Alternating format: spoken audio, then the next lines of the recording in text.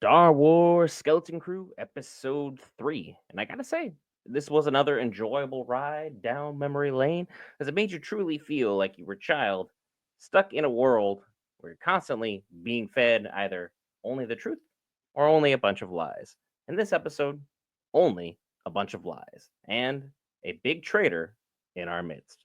Let's talk about it.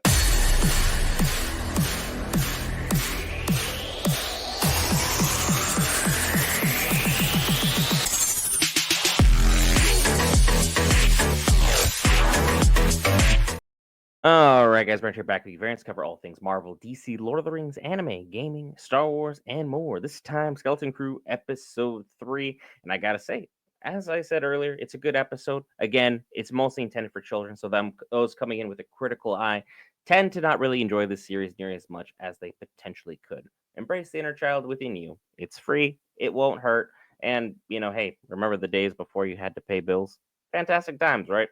Go ahead and just take a trip down memory lane with me. But in this episode, we kind of got to see a lot of the inside look at what At Atten is truly about. At Atten, there was the parents' conference. We had Neil's mom or dad, not entirely sure which one it was. Gender's not really defined for elephants for me very clearly. So, hey, if you know, let me know.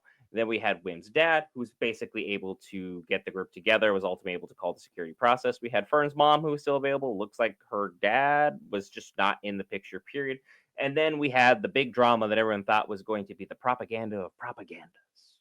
Truth be told, nothing actually happened. It just turns out KB's got two moms and they're upset that their child was missing.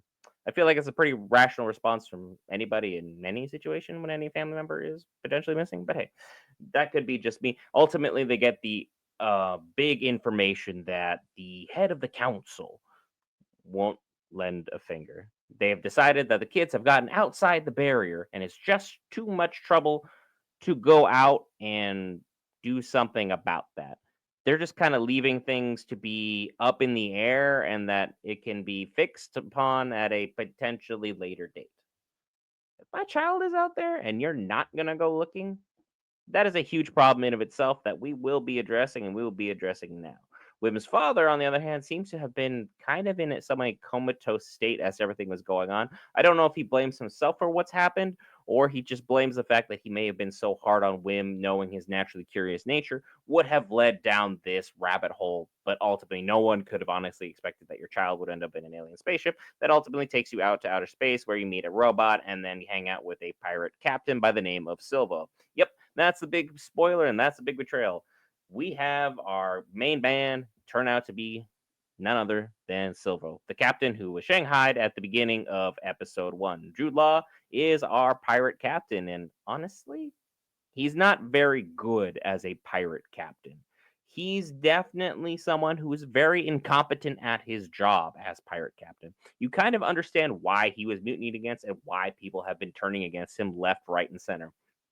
Throughout this episode, we kind of got to see more and more about his lore, more and more of his backstory. He used to be called Crimson Jack, and he was known as a backstabber who kind of betrayed everybody and everything in the search for treasure. And then ultimately, he got Brutus, he got the crew, and the whole kit and caboodle. And then we saw how things have rapidly gone downhill since then. Ultimately, he couldn't convince a group of what I believe are 4 10-year-olds and a robot to believe that he was a Jedi for a day.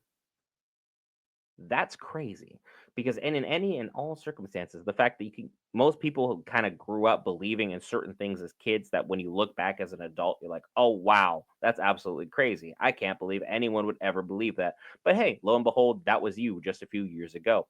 Crazy what happens when you kind of grow up and kind of open your eyes as to what's going on around you. Silvo, on the other hand, just incapable of telling a lie when he was rolling for charisma. He rolled a negative, to quote D&D terms.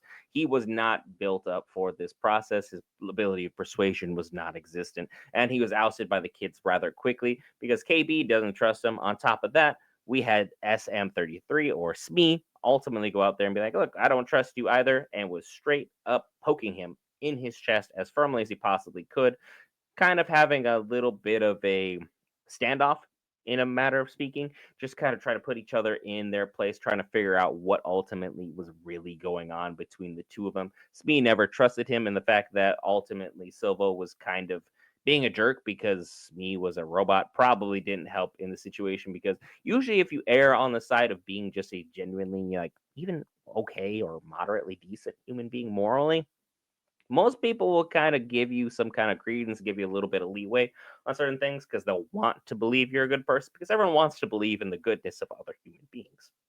Unfortunately, Silvo was out there being brash, he was being rude, he was being crass, and he wasn't really being straightforward and honest with them. And he had to be ultimately persuaded even to go back and to get Smee, and then go get Smee, escape Brutus terribly. And then they have this whole crazy situation happen where their ship is still tied up to a fuel line. And for whatever reason, someone who's trying to permeate the fact that he is a Jedi, and he also understands where the ship's guns are currently located or fixated on the ship, to at least shoot off the cord or at least try and fire back at those chasing against you.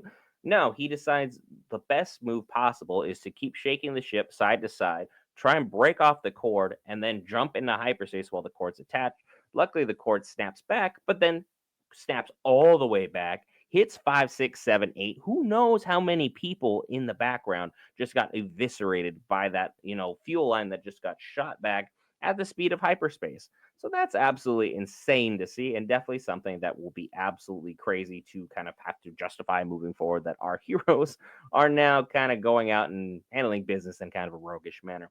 Ultimately, Silvo is like, hey, I know someone who can help, and it turns out to be this actually really interesting character called Kim. Kim is a owl that is also in space. Yeah, space owls are a thing. I don't know what to tell you. But Kim was a really cool character. I love the hand claw design, and I love the fact that she was kind of like hopping slash walking, and then was able to do all this stuff. And she was fascinated by charts and doohickeys and thingamabobs, and she was collecting maps from over 10,000 worlds easily, because there's even more than that, which is absolutely just blowing every child's mind there, because all they've known is that AT-AT exists, Coruscant exists, and Alderaan exists. But as we all know in this current timeline, Coruscant does not exist, and neither does Alderaan. Both have been gone for a good long while now, so hate to be the one to have to break the news to the kids about how that situation is ultimately going, because now we're going to have to kind of figure out ultimately where that's going to fall. Unfortunately, Kim also called the New Republic out on our Captain Jack.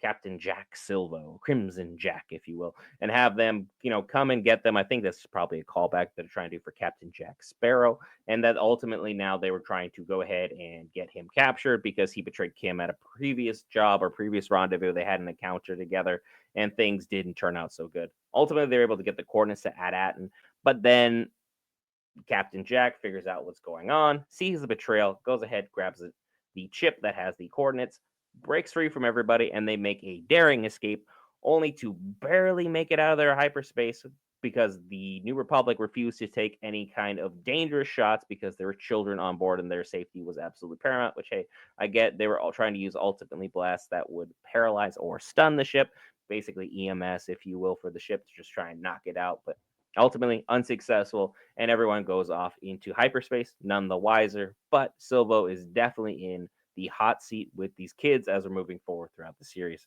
I'm Brett for Geek Variants. Sure, that lovely red subscribe button, because if you want to stay tuned for all this amazing stuff we have pertaining to Captain Jack and our stowaway kids, and of course, the one, the only, Smee. I'm Brett for Geek Variants.